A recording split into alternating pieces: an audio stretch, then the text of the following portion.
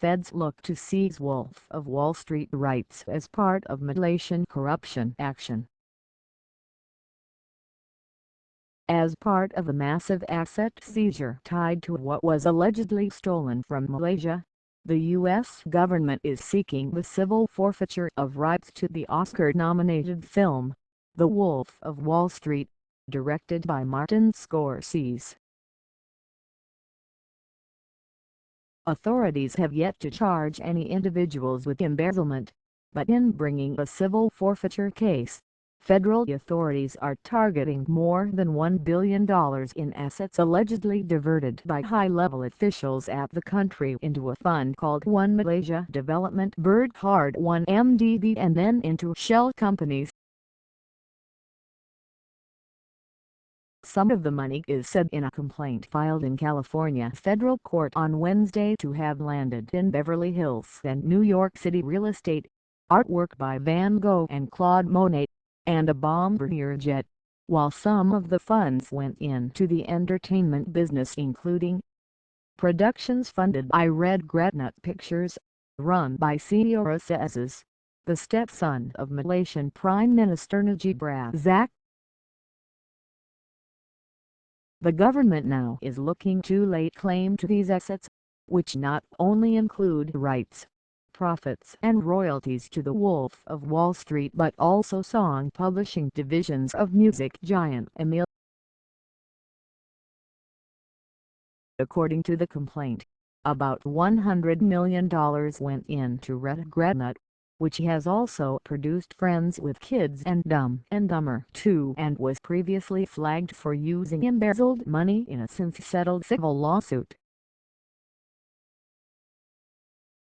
Of that, tens of millions allegedly went into the Wolf of Wall Street, which tells a financial corruption story of its own by focusing on Jordan Belfort, who was convicted of stock market manipulation nearly 2 decades ago. These funds are directly traceable to the $700 million wire transfer and $330 million wire transfers unlawfully diverted from one MDB to the Good Start account, states the complaint. The feds are also tracing where the money went during the production of Wolf of Wall Street. For example, 17 payments totaling $3.9 million is described as going to Scorsese's company Sikelia Productions. Another $48 million went to a company that managed payroll on the film.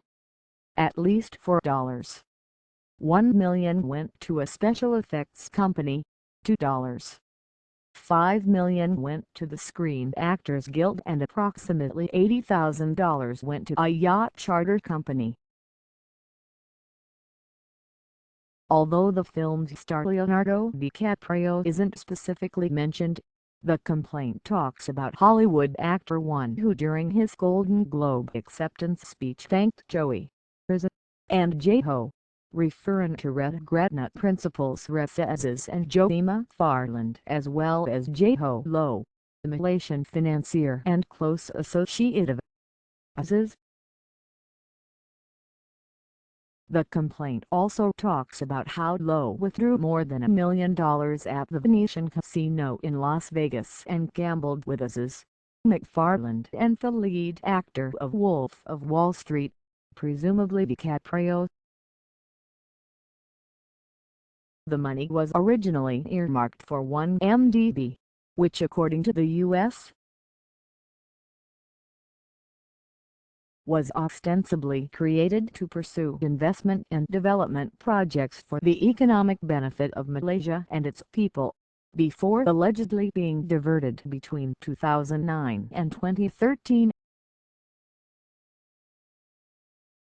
During this time, authorities say that public officials in Malaysia and their associates defrauded foreign banks and laundered money. It's said that the criminal conduct happened in 3 stages. The first occurred when $1 billion was sent into a Swiss bank account with allegedly false information provided about ownership, The second occurred through bond offerings arranged by Goldman Sachs and guaranteed by 1MDB and an investment fund owned by the government of Abu Dhabi. The third happened through diversion of money into a bank account in Singapore.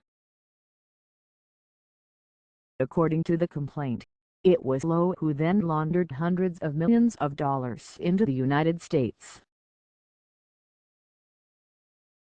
Low is accused of using this money to acquire a substantial interest in EMI Music Publishing Group besides substantial purchases of real estate and art. As for Aziz, he was allegedly sent $238 million from the Swiss account, and nearly $100 million went to real estate and the funding of Red Granite, which has been subject to public scorn and shadowy hounding. States the complaint. The funds sent from Aabar-BVI to Red Granite Capital, which were thereafter transferred into the United States for use by Red Granite Pictures, did not represent a legitimate investment by 1MDB, IPIC, or Aabar in Red Granite Pictures. A California federal court will now hear any objections from parties asserting a valid claim to these assets and will ultimately make a determination whether the assets are traced to illicit sources. At a press conference, U.S.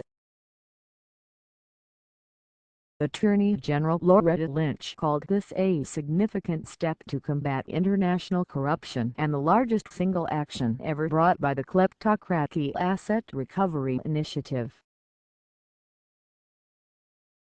She clarified that authorities will seek anything that Red Granite would receive going forward from its hit film, but didn't believe it was possible to seize past royalties.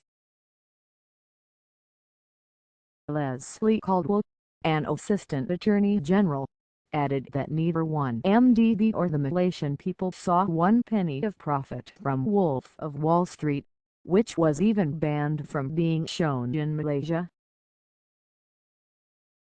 She said, instead, it went to the relative of corrupt officials.